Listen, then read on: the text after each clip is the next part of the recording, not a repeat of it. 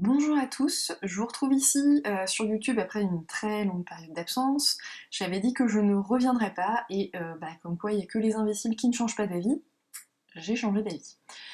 En fait, j'ai récemment commencé en fait à faire des chroniques sur Instagram via Story et je me suis rendu compte que ça me manquait ce format parlé en fait pour les chroniques.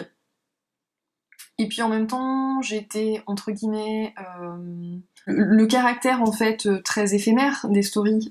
C'était pas forcément l'idéal parce que finalement tu parles de quelque chose, mais ça ne reste pas. Donc je me suis dit pourquoi ne pas recommencer les podcasts comme je le faisais avant. Alors j'ai hésité au début à le faire soit sur Instagram, soit ici sur YouTube. Le souci étant que sur Instagram, c'est pour les IGTV, sauf que je ne suis pas persuadée qu'on puisse faire du montage. Je sais pas du tout comment ça marche. Donc je me suis dit que le plus simple, ce serait de le faire sur YouTube. Je ne reprendrai pas de format vidéo parce que c'est pénible, il faut qu'il y ait la luminosité suffisante, il faut ceci, cela, enfin bref. Je préfère le format de podcast, au moins comme ça je peux le faire vraiment quand je veux, je suis pas embêtée de ce point de vue-là. Autre problème qui m'embêtait sur Instagram, c'est que, en fait, je ne sais pas pourquoi. Alors, quand je le fais, c'est le soir, posé dans mon fauteuil, après avoir mangé, tout ça, avant de bouquiner, pour aller dormir après, et je pense que je suis relativement fatiguée. J'ai la voix qui est un peu cassée, un peu beaucoup même des fois, et puis je cafouille beaucoup. C'est-à-dire que je suis quelqu'un qui parle assez vite de base. J'essaye toujours de me réfréner un petit peu, mais c'est vrai que c'est pas facile, hein. Tu commences au début et puis après tu reprends tes bonnes vieilles habitudes. Et donc déjà de base, du fait que je parle assez vite, je cafouille. Donc là, si en plus tu rajoutes le facteur fatigue par-dessus ça, c'est encore pire.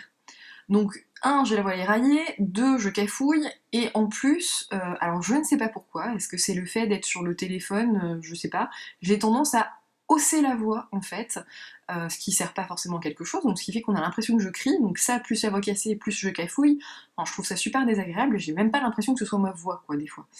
Alors que là, voilà, je me pose devant l'ordinateur, je parle normalement, avec un volume sonore tout à fait correct, je pense, et je pense qu'on m'entend.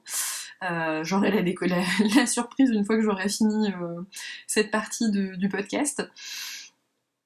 Mais voilà, je trouve ça plus reposant pour ma voix, parce que du coup le fait de crier, ça casse encore un petit peu plus la voix, et puis reposant aussi, je pense, enfin reposant, je sais pas, mais plus reposant en tout cas, moins fatigant pour les oreilles.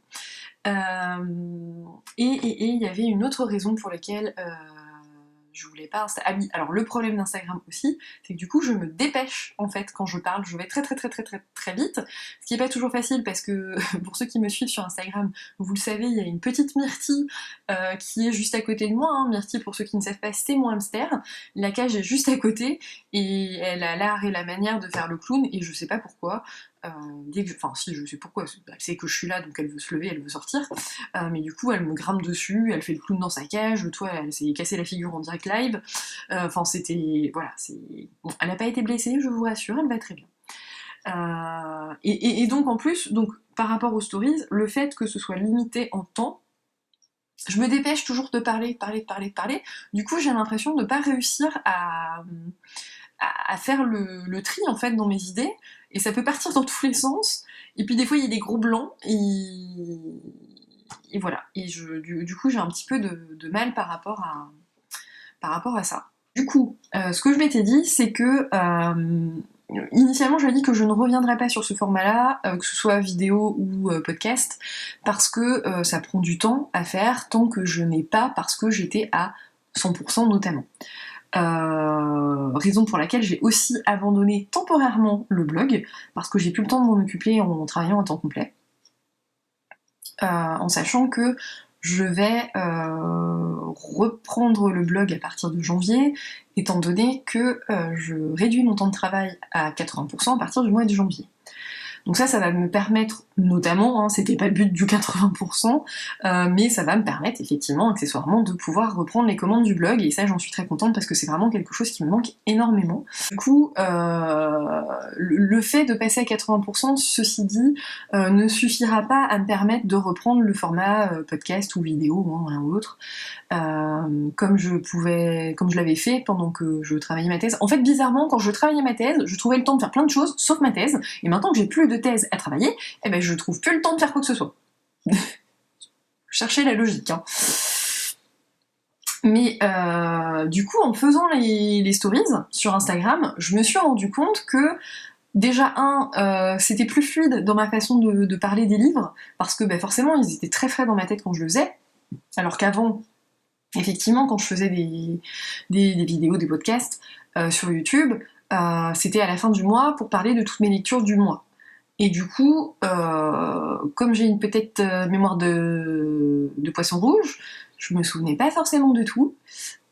Et puis voilà, le ressenti sur l'instant T, tu l'as plus en fait. Alors que là, quand je fais les stories, effectivement, c'est un livre que j'ai lu la veille, il y a 2 jours, et donc là, c'est très clair, que ce soit au niveau du ressenti, au niveau de l'histoire en tant que telle, le nom des personnages, ça faut pas trop m'en demander, hein, y a rien à faire, je sais pas les retenir. Donc je me suis dit que j'allais reprendre le format, mais en faisant au fur et à mesure. C'est-à-dire que quand j'ai lu un livre, le lendemain, alors jamais le jour même, je préfère toujours attendre le lendemain pour que ça se pose un petit peu, que je digère un petit peu ma lecture, tout ça. Et donc à partir du lendemain, mais sans dépasser la semaine, parce que justement le but c'est quand même que ce soit frais, hein, et quand je dis la semaine, ce serait quand même idéal que je n'aille pas au bout de la semaine. Donc une fois que j'ai fait ma lecture, me poser, faire en parler, donner mon avis comme ça par podcast, le monter dans la foulée, couper vraiment les parties qui m'intéressent pas, sachant que le but c'est qu'il y en ait le moins possible. À la fin du mois, après j'aurais plus qu'à tout coller les uns derrière les autres. Donc, alors j'essaierai de faire en sorte que ce soit, qu'il y ait des bonnes transitions quand même, hein, parce que sinon ça va pas être très agréable. Mais voilà, en gros ça va être un peu format entre guillemets vlog, mais sauf que comme d'habitude il y aura pas la vidéo quoi.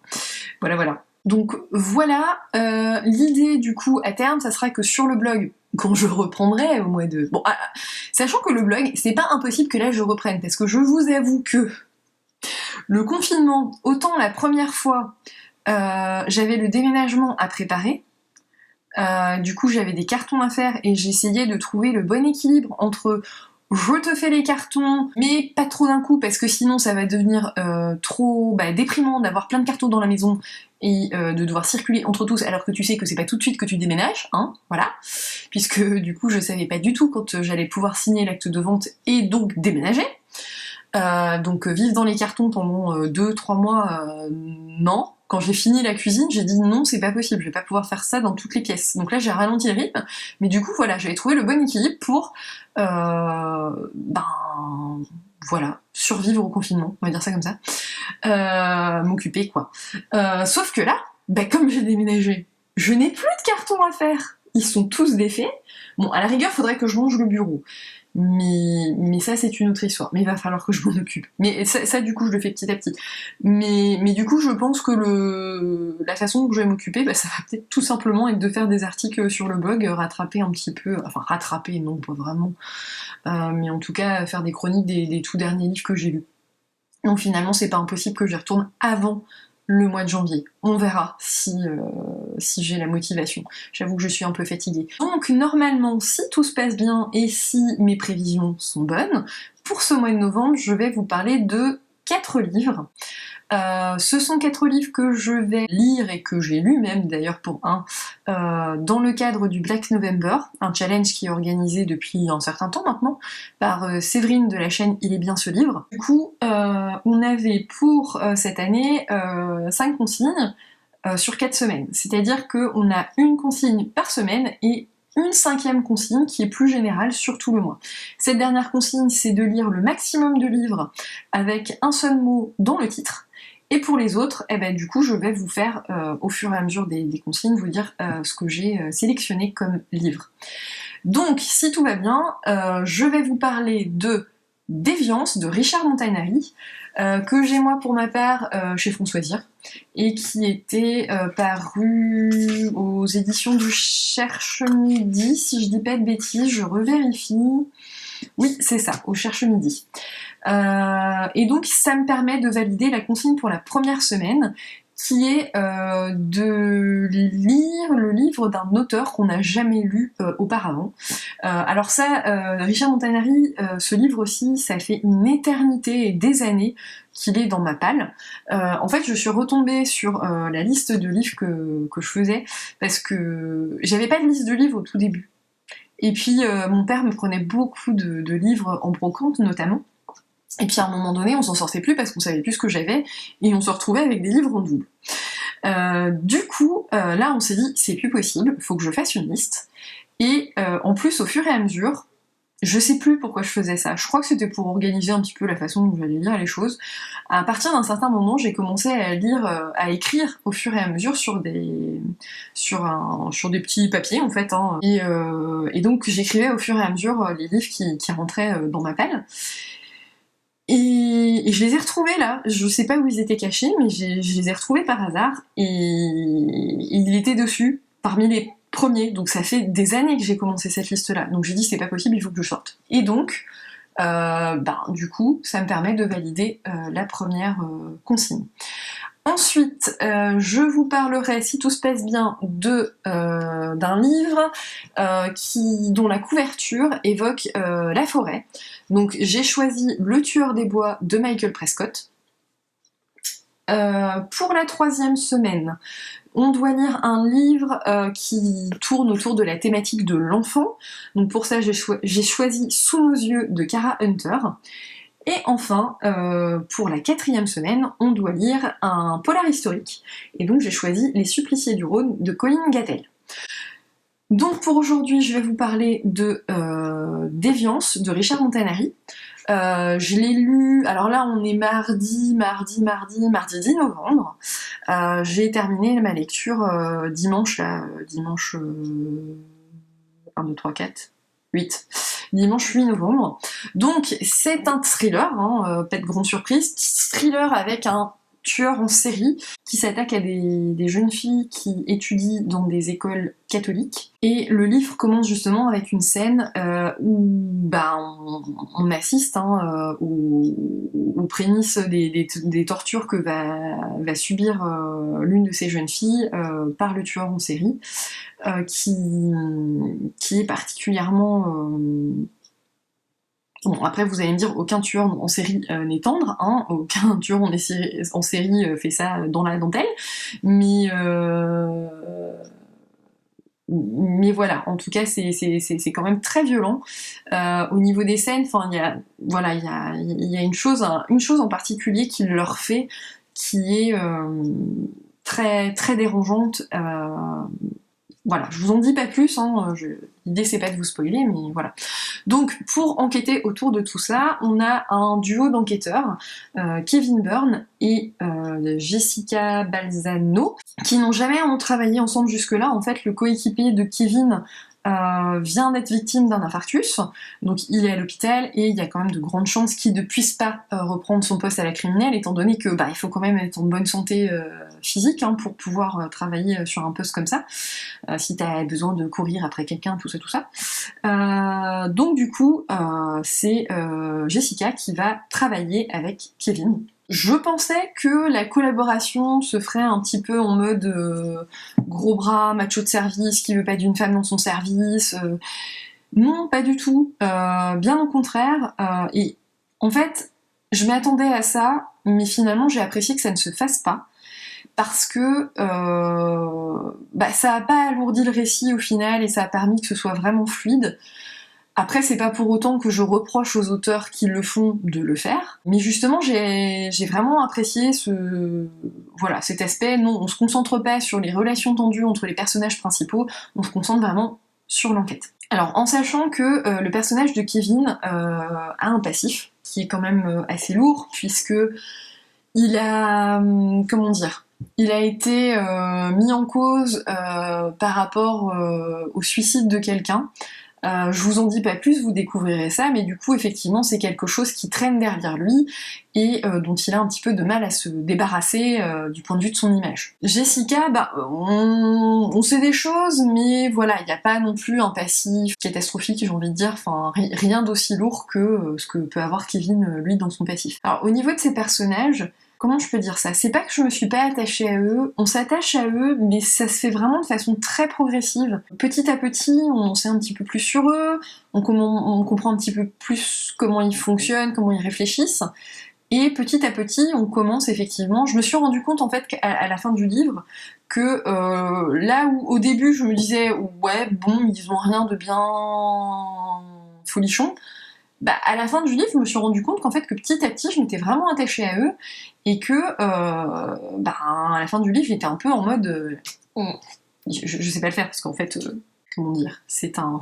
podcast donc vous ne me voyez pas, mais du coup voilà, je serrais un petit peu les fesses pour eux parce que voilà, je m'étais attachée à eux et j'avais peur de ce qui allait se passer sur la fin de ce livre. Donc oui, j'ai bien apprécié un petit peu cette montée là comme ça crescendo par rapport à ces deux personnages là en tout cas. Alors par rapport à l'écriture en tant que telle, j'ai eu du mal au début à rentrer dans le livre.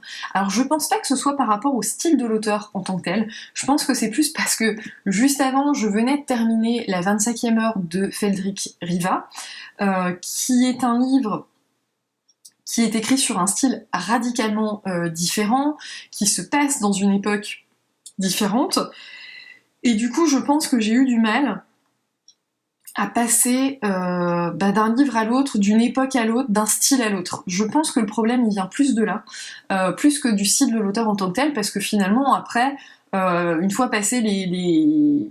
je saurais pas dire moi combien de pages, 25, 50 peut-être, moins de 100 en tout cas ça c'est sûr, moins de 50 mais bon. Une fois passé ça, ça a filé tout seul. Donc je pense que c'était vraiment ce changement radical d'atmosphère aussi, hein, d'ambiance qui a fait que j'ai peut-être eu plus de mal à rentrer dans le livre. Mais en tout cas, je trouve qu'il se lit très facilement. Honnêtement, oui, ça, j'ai vraiment pas, il n'y a pas un moment donné où j'en avais marre, où ça piétinait, il n'y a pas de temps mort. Et puis oui, voilà, la plume de l'auteur, elle est pas, alors c'est pas du grand art, hein, mais en tout cas, ça se lit très très bien.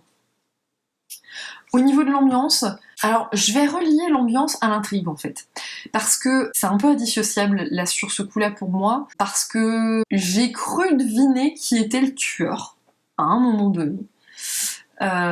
Et je me suis dit non mais c'est pas possible, si c'est ça, ça va être, je vais m'ennuyer pendant tout le reste du livre. Et alors voilà, dans ma tête je me suis dit non mais c'est gros comme une maison. Bon finalement, gros comme une maison. Non, je pense que c'est parce que j'ai l'habitude de lire des thrillers. C'est pas tout à fait pareil. Mais finalement, il s'avère que je m'étais trompée. Voilà. Mais du coup, à partir du moment où je me suis dit, ça y est, je sais qui c'est, ça va me saouler, je sais pas, j'ai eu un petit décroché au niveau de la lecture, ce qui fait que j'ai trouvé l'ambiance peut-être un petit peu moins pesante, je sais pas. Mais bon, ça c'est un détail, hein, parce que le reste du livre...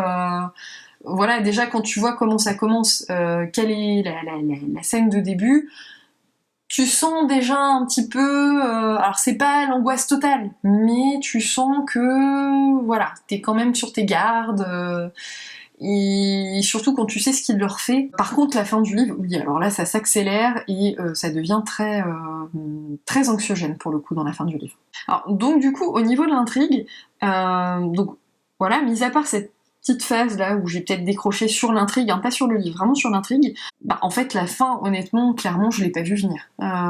J'ai vraiment beaucoup aimé cette fin. Le livre de façon générale, si ce n'est cette phase, mais en fait je me trompais, donc ça compte pas vraiment, mais voilà, l'auteur nous embarque vraiment dans son truc et voilà, c'est vraiment un très bon dénouement je trouve. Après il n'y a pas que du positif dans cette lecture, il y a aussi du négatif. Alors, c'est pas énorme, il n'y en a pas tant que ça. En fait, on a des... Bon, déjà, il y a une chose qui est abordée, à laquelle je m'attendais pas du tout. Quand ça a commencé, qu'on a commencé à me parler de ça, je vous dis pas ce que c'est, je veux pas vous spoiler, mais quand l'auteur commence à aborder ce sujet-là, je suis là en mode, mais qu'est-ce que ça vient faire là-dedans, ça? Qu'est-ce que c'est que ce délire?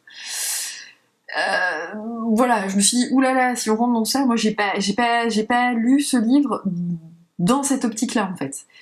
Mais finalement, c'est pas très envahissant dans le livre. Alors, ça va être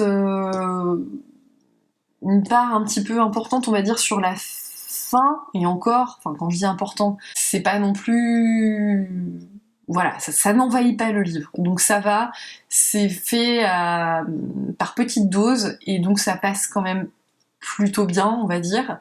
Mais c'est vrai que sur le coup, ça m'a dérangé. Maintenant, effectivement, quand je lirai les livres suivants, parce que c'est une saga, bah, je le saurai, je serai avertie, et donc ça me gênera beaucoup moins. Par contre, il y a un point, et ça me gêne plus. Alors, est-ce que peut-être ça sera abordé dans le livre suivant, ou est-ce que c'est moi qui ai loupé un truc?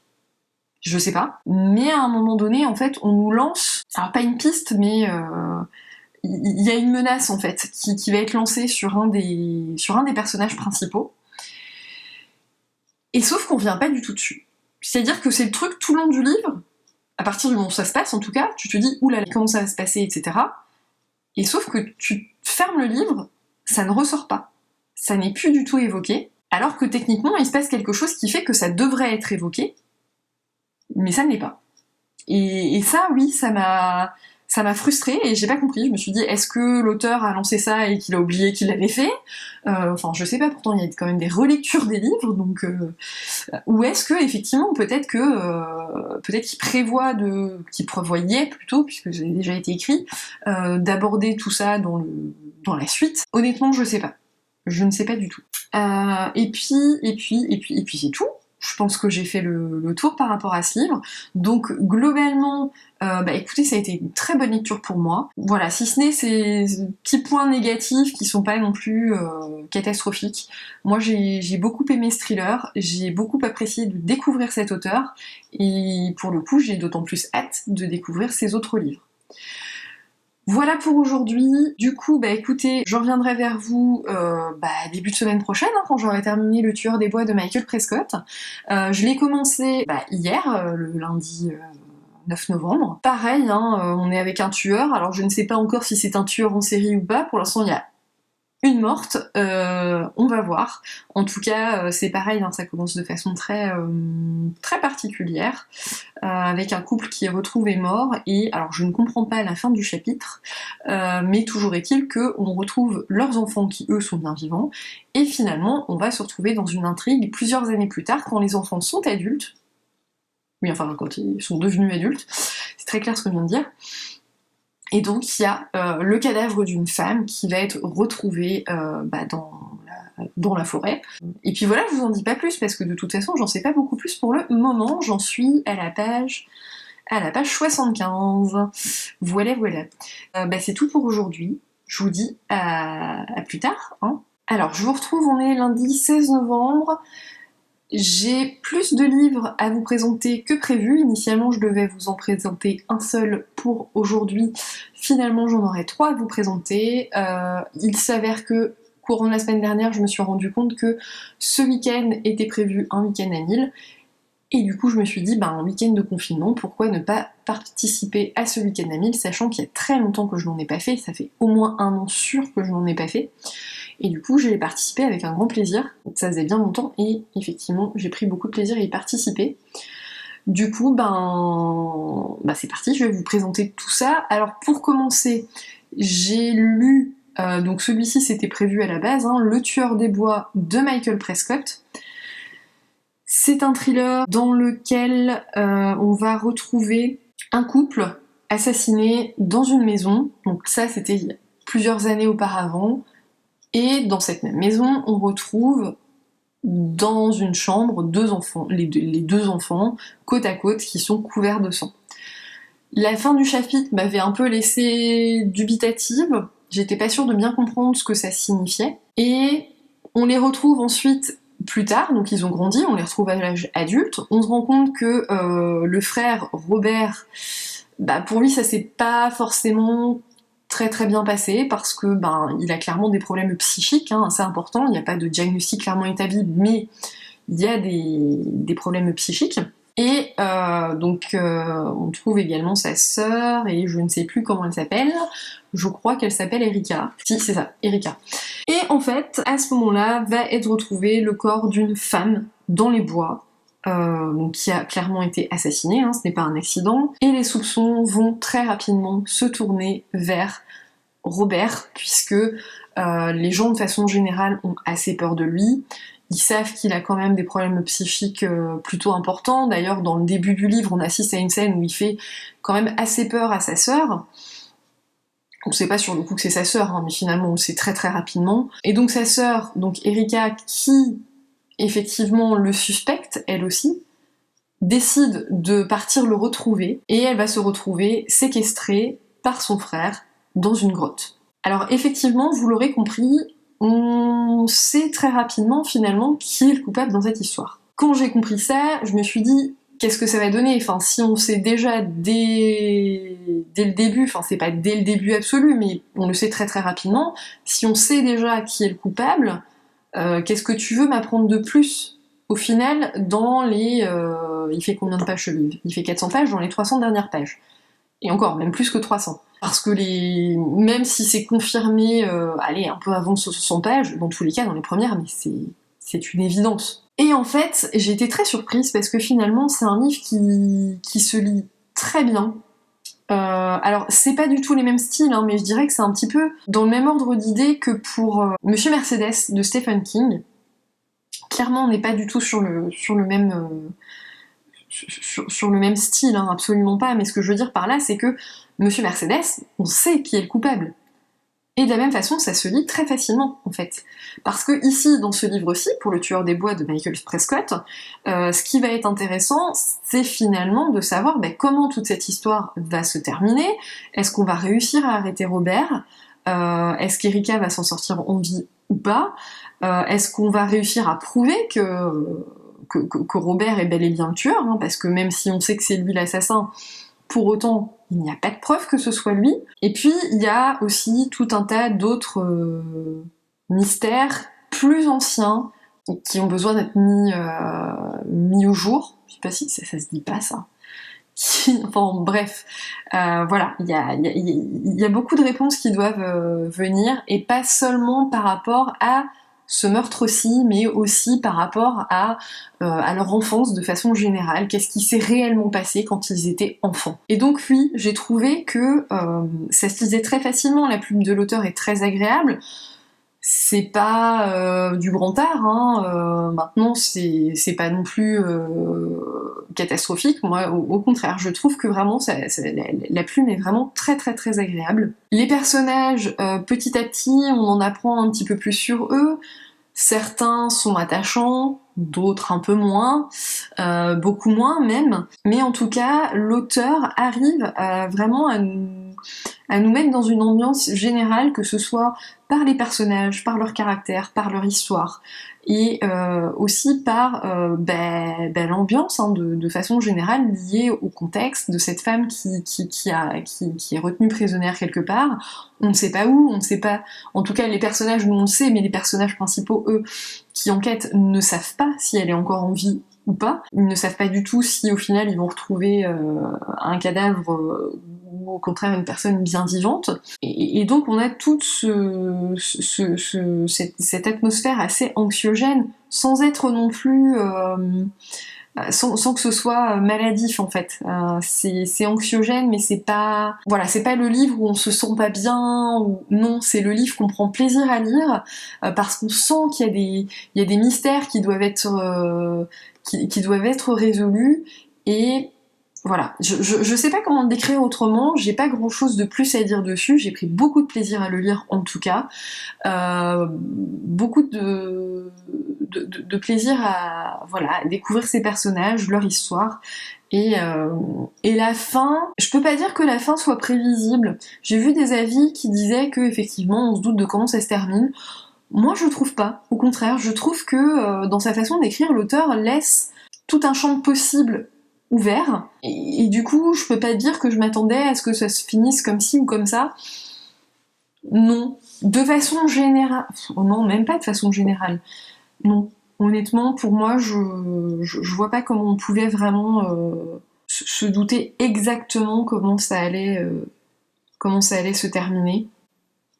Est-ce que l'auteur prévoit un happy ending? Est-ce qu'il prévoit au contraire que ça se passe très mal et que tout le monde souffre et que on sait pas. Honnêtement, voilà, je vous invite vraiment à le découvrir. Personnellement, c'est un livre que j'ai beaucoup apprécié et j'ai vraiment très envie de découvrir les autres écrits de l'auteur. Donc après ça, j'ai lu 2 autres livres et même si c'était le week-end à 1000, je suis restée sur la thématique de la semaine en cours du Black November qui était de lire des livres avec une couverture qui évoquait les bois, la forêt. Donc j'ai commencé avec À perdre haleine d'Aga Lezievich. Je ne sais pas si ça se prononce comme ça, sachez que je viens de faire plein d'essais pour réussir à le prononcer comme ça en tout cas. C'est pas facile. Quand tu le vois écrit, ça paraît plus simple, mais quand tu le dis, c'est autre chose. Petite interruption dans les programmes. L'enregistrement avait bien fonctionné, néanmoins j'étais un petit peu embêtée pour vous parler de ce livre. Et en réécoutant, je me suis rendu compte que ça spoilait quand même pas mal et ça m'ennuyait. Donc j'ai préféré recommencer tout simplement aujourd'hui. Je reprends là, on est jeudi, donc 2 jours plus tard. Non, 3 jours plus tard, puisque c'était lundi que je vous ai parlé. Et donc je reprends et puis je refais également la chronique du troisième livre que je voulais vous présenter parce que je commençais à fatiguer et du coup ça ressemblait plus à rien, donc autant refaire les deux d'emblée, c'est plus simple. Donc pour À perdre haleine d'Aga Lezievich, donc aux éditions Françoisir. On est sur du thriller, évidemment, puisque c'est le Black November, sinon ça sera pas logique. Et on suit le personnage d'Anna, je crois que c'est son nom, je me souviens plus. Oui, c'est ça. Donc Anna White, qui vit à Londres, qui bosse dans une boîte pour la télévision, une boîte de production, voilà. Elle vit seule, avec son chien, un labrador très exactement, qu'elle va régulièrement promener dans un parc. Quand on la découvre au tout début du livre, elle décide de rompre avec son petit ami, qui est particulièrement, pesant, on va dire ça comme ça. Et donc on va suivre son quotidien, que ce soit, alors notamment en particulier dans ce fameux parc où elle promène son chien, et où elle va faire une rencontre. Elle va rencontrer un homme qu'elle appelle le mannequin Dior. Voilà, c'est un bel Apollon à ses yeux. Et donc, ils vont entamer une relation tous les deux, une relation un petit peu particulière. Je ne vous en dis pas plus, je vous laisserai découvrir par vous-même si vous décidez de lire ce livre. Et en parallèle de cette histoire, on va découvrir qu'un violeur sévit sur ce même parc. Violeur qui semble récidiver, puisque alors je sais plus à combien de jours d'intervalle, mais une de ses meilleures amies va contacter Anna parce qu'elle s'inquiète effectivement, parce qu'elle sait qu'Anna se rend régulièrement dans ce parc pour prendre de ses nouvelles, va lui apprendre qu'effectivement il y a eu un viol, et puis quelques jours plus tard il y en aura encore un nouveau, voilà. C'est difficile de parler de ce livre-là en fait sans spoiler. Donc je vais être assez rapide justement pour pas trop en dire. Je pense que si j'ai le temps éventuellement de faire une chronique écrite, pour le coup je détaillerai plus avec vraiment une partie spoil pour vraiment expliquer ce qui m'a gênée. Ça sera plus simple comme ça, c'est vrai que comme ça par podcast à l'oral c'est plus compliqué à faire. Mais autant vous dire qu'en toute honnêteté, je n'ai pas du tout aimé ce livre. En regardant sur Livre Addict, j'ai vu beaucoup d'avis positifs. Alors il y a aussi des avis négatifs, des personnes qui n'ont notamment pas du tout aimé le personnage principal, qui l'ont trouvé très ennuyeuse. Mais alors il y a ça. Personnellement, je n'ai pas aimé ce personnage principal d'Anna, qui est la narratrice, c'est un récit qui est écrit à la première personne. Et effectivement, je la trouve antipathique au possible. Et en plus, c'est vraiment un livre qui m'a posé un problème très rapidement, de par les sujets qu'il aborde et la façon de réagir précisément de notre narratrice. Je ne comprends absolument pas ses décisions, sa façon de réfléchir, enfin, pour moi elle est totalement dénuée de bon sens. C'est-à-dire qu'elle pourrait éventuellement avoir des éléments qui pourraient peut-être être en lien avec ce qui se passe, avec des éléments importants pour une enquête en cours, mais non, elle se dit pas que ce serait peut-être intéressant de les partager. Elle garde tout pour elle, même à un moment donné où malheureusement ça va la toucher de plus près d'une certaine façon, même à ce moment-là, ça lui vient pas à l'esprit.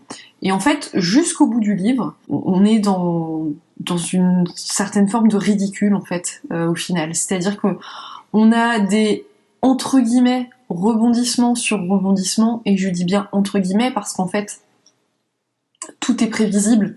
C'est-à-dire que l'auteur nous envoie plein de perches par rapport à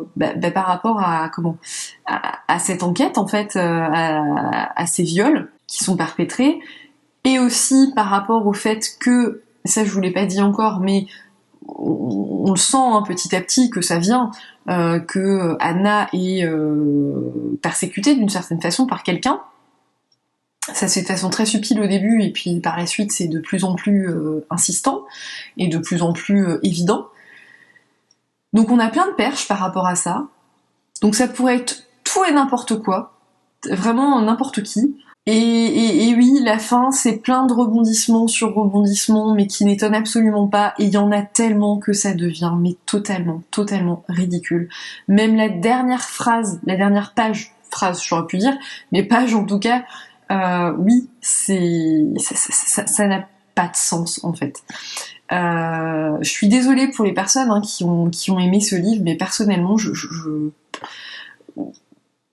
sais pas. Est-ce que je suis passée à côté de quelque chose dans ce livre-là? Je ne sais pas, mais alors moi, honnêtement, ça ne me donne même pas envie de retourner vers l'auteur, en fait.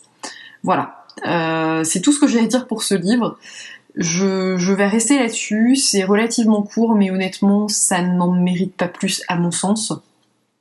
Peut-être plus, mais en spoilant pour expliquer mon avis avec plus d'arguments, on va dire. Mais ça, du coup, je le ferai par écrit si j'ai le temps, effectivement, de rédiger une chronique sur le blog. Donc ensuite, je vais vous parler du 3e livre que j'ai lu, toujours chez Françoisir. Il s'agit de Dans les bois d'Harlan Coben. Donc, je suis restée hein, dans la thématique de cette 2e semaine du Black November. Il faut savoir que j'ai beaucoup de livres d'Harlan Coben dans ma palle. Mon père m'en achetait très régulièrement sur des brocantes notamment, des bourses aux livres, des choses comme ça. Et en fait, je n'ai jamais lu que Ne le dis à personne de cet auteur, que j'avais lu au moment où le film était sorti, hein, pour justement avant de voir le film. J'avais beaucoup aimé le livre, mais je ne sais pas pourquoi, je n'ai jamais relu de livres. Alors, je pense que c'est peut-être lié à un effet de notoriété vraiment très importante de l'auteur, là, comme ça, d'un coup. En tout cas, vu de ma lucarne, hein, parce que, voilà, avant ça, je connaissais pas spécialement l'auteur. Mais, oui, je pense que c'est ça qui a fait que. Et puis, bah là, du coup, à l'occasion du Black November, je me suis dit que un titre comme ça, avec une couverture, effectivement, qui montre clairement la forêt, c'était le moment ou jamais de sortir un livre d'Harlan Coben, surtout que c'est un auteur que je vois, et d'ailleurs je crois hein, que sur les livres de Linwood Barclay, il y a pas un parallèle qui est fait entre les auteurs, mais je sais qu'il y a souvent un lien éventuellement qui peut être fait entre les deux, et alors c'est dans ma tête, c'est un petit peu l'expression que j'utilise, même si elle est fausse. Pour moi, en fait, les livres de Linwood Barclay, je les vois un petit peu comme le feel-good du thriller. Alors, c'est clairement pas du feel-good, qu'on soit bien d'accord, mais c'est du petit thriller sympathique qui permet de pas trop se prendre la tête, mais pour autant nous permettre de réfléchir un petit peu pour essayer de trouver la réponse à l'énigme. et comment dire, et qui sont pas non plus dans quelque chose de gore, voilà, c'est le thriller sympa, tranquille, voilà. Et effectivement, du coup, comme je vois souvent des liens faits entre les deux auteurs, Harlan Coben, je le vois aussi un petit peu comme ça, et je me suis dit que pour finir le week-end à 1000 et cette deuxième semaine du Black November, je me suis dit, allons-y, prenons un livre d'Harlan Coben, et je dois dire que, ma foi, c'était une bonne lecture, une très bonne lecture. C'est clairement pas un coup de cœur, mais voilà, j'ai passé un très bon moment. Donc dans ce livre, on suit deux personnages qui sont Paul et Lucie, si ma mémoire est bonne. Donc ces deux personnages, Paul, lui, de son côté, est procureur, Lucie, quant à elle, est professeure à l'université, je ne sais plus dans quoi. Et donc, ils ont été, quand ils étaient plus jeunes, ados, ils ont participé à une colonie de vacances, la même, vous l'aurez compris, et malheureusement, 4 autres adolescents ont été tués à cette occasion. 2 ont été tués, on a retrouvé leur corps, et 2 autres, on n'a jamais retrouvé leur corps, et donc ils ont été supposés effectivement décédés. Et parmi ces 2 adolescents qui avaient disparu, il y avait la sœur de Paul, ce qui fait que, en grandissant, Paul, par la suite, il a grandi en fait dans un environnement très particulier, puisque effectivement, non seulement sa sœur était supposée décédée, mais du coup, effectivement, comme c'était supposé, on ne savait pas où était son corps, ça laissait ses parents dans l'incertitude totale. Sa mère est partie très rapidement, elle a quitté le foyer familial quelque temps après. Il ne l'a jamais revu par la suite. Il a grandi avec son père, et en fait là, quand on le retrouve, donc c'est vraiment à l'âge adulte, il a été marié, il a une petite fille, et son père en fait vient de décéder en évoquant le meurtre de sa sœur. Et donc un jour, alors qu'ils sont devenus adultes, à savoir qu'ils n'ont plus aucun contact ensemble, je parle de Paul et de Lucie, puisqu'ils se connaissaient à l'époque de la colonie, bien évidemment. Un jour, ils vont, tous les deux de leur côté, tomber sur des éléments qui vont leur refaire penser à tout ça. Notamment, Paul va être appelé par la police parce que le corps d'un homme a été retrouvé, et que sur lui, il y avait justement des éléments en lien avec lui, et avec, si ma mémoire est bonne, des éléments en lien avec l'enquête sur la disparition de sa sœur et les meurtres qu'il y avait eu. Et en fait, quand il va aller à la morgue pour identifier le corps, lui pense reconnaître l'adolescent qui a disparu avec sa sœur. Et de son côté, Lucie, quant à elle, va tomber sur... Je sais pas si je vais vous le dire, parce que là, je pense que ça va spoiler pour le coup. Ouais, voilà.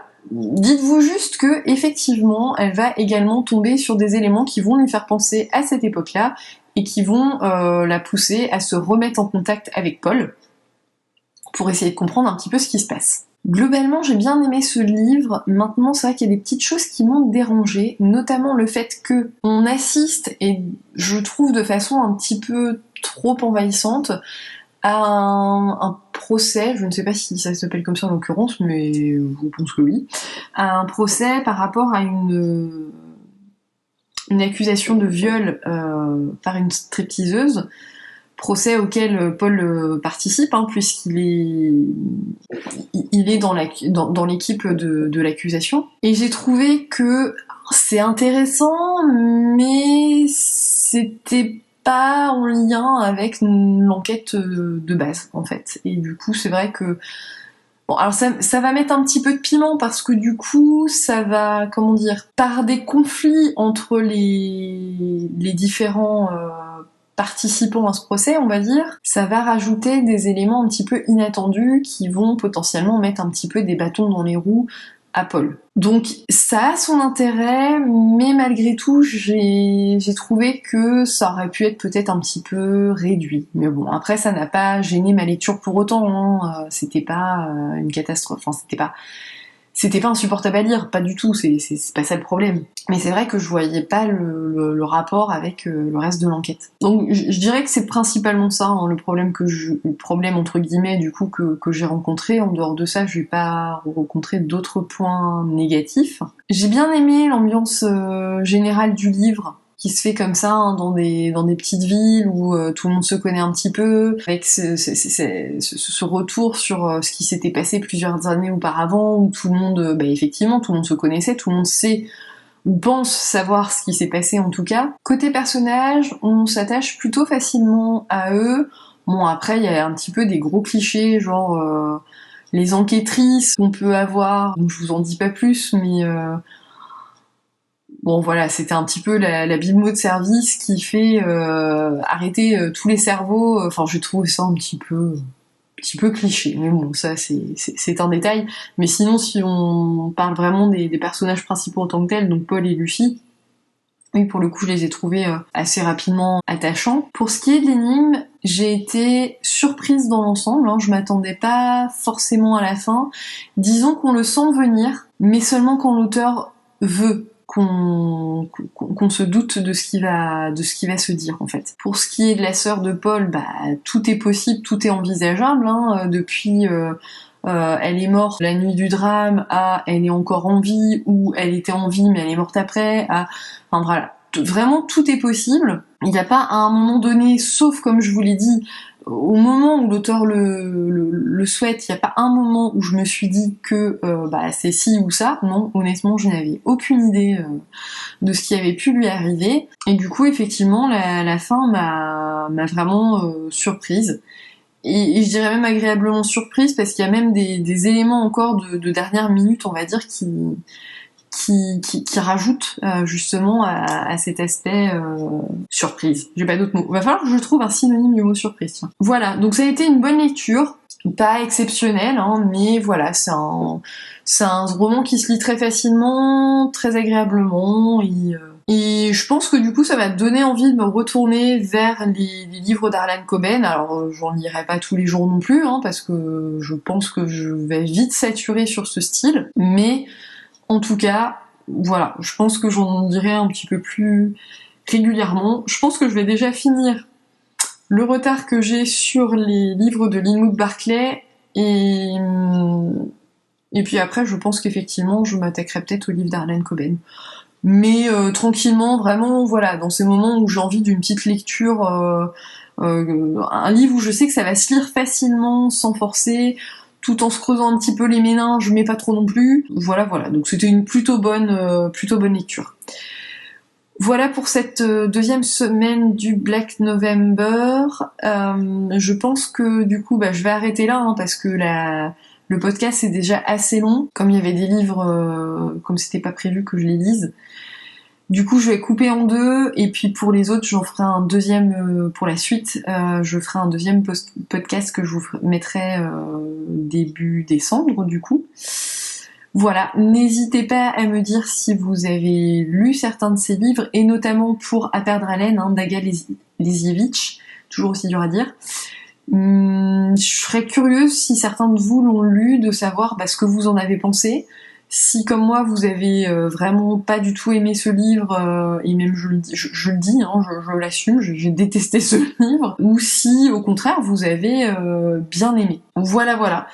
Je vous souhaite une bonne fin de semaine, un bon week-end, et puis je vous dis à bientôt.